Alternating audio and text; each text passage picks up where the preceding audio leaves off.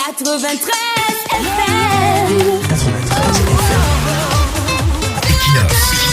Radio. Bonjour, le 16 octobre 2021, alors que toute la République était dans son calme stressant, voilà les élites du Sud, les apparatchiks de la région du Sud, sous la conduite du ministre Jacques Famondongo, nous réveillent avec l'annonce d'un sursaut d'orgueil du pays organisateur. Les rencontres fraternelles du Sud avec pour thème ensemble, consolidons les acquis, ensemble, construisons l'avenir de la région du Sud.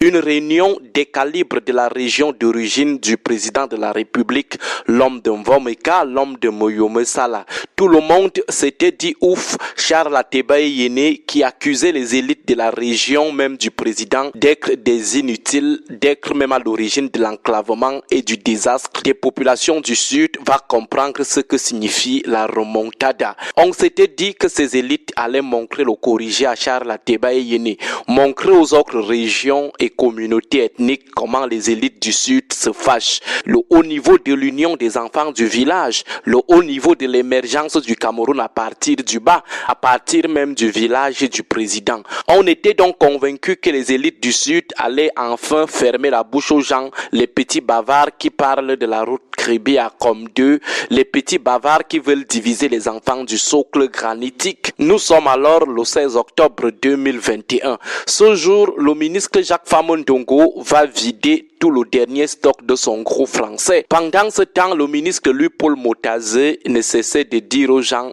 qui peut le Sud parler encore. Le ministre Jules Dorendongo de son côté, le footballeur le plus talentueux de l'histoire de tous les gouvernements au Cameroun, ne cessait de vanter la portée extraordinaire de cette haute innovation.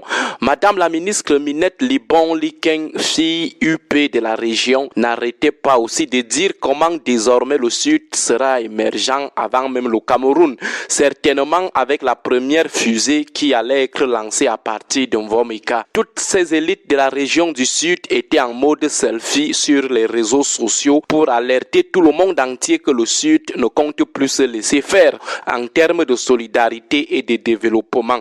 Le Sud sera bientôt comme Dubaï. Ces élites avaient convoqué le ministre des taux d'avancement, le ministre qui ne vient jamais à la télé pour nous annoncer la livraison des travaux, mais seulement les taux d'avancement, le ministre Nganou Djoumessi. Ce jour, nous étions de son côté parce qu'on ne comprenait pas comment les élites d'un village pouvaient convoquer l'élite d'un autre village, un ministre pour venir expliquer au village pourquoi il ne travaille pas bien là-bas, ou c'était une manière de dire aux frères du village que c'est cette élite d'ailleurs qui est plutôt responsable de l'enclavement du village. Personne ne sait, où c'était une manière pour ces élites du Sud de montrer à leurs frères du Sud qu'ils ont le pouvoir et peuvent faire venir n'importe quel ministre élite d'ailleurs venir s'expliquer ici au village. Personne ne sait. Mais toujours est-il que nous n'avons pas compris pourquoi ces élites avaient fait pour faire venir le pauvre, le ministre des taux d'avancement pour le cuisiner au village. Au terme de ces rencontres fraternelles, rencontres entre les frères du Sud, beaucoup de recommandations avaient été faites, parmi lesquelles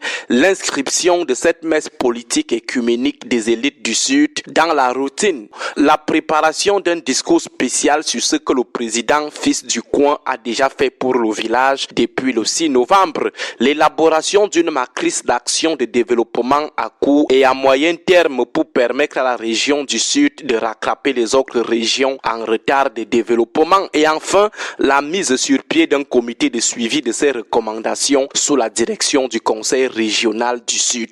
Quelques jours après la tenue de cette messe politique écuménique, plus précisément le dimanche 24 octobre 2021, nous avions eu l'occasion d'avoir en face de nous un porte-parole de ce nouveau bébé politique du Sud dans le cadre d'un duel télévisé. Ce jour, on tentait de lui faire comprendre que leur histoire là puait le repli identitaire, le régionalisme, que derrière c'était un enfumage des populations du Sud qui ont toujours eu un nombre important de fils à la mangeoire, mais leur village ressemble toujours à des zones sinistrées.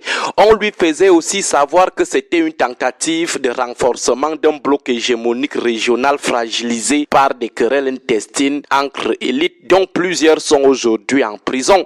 Une tentative de refaire l'unité des fils du pays organisateur pour la conservation régionaliste du pouvoir suprême à l'aune du grand soir.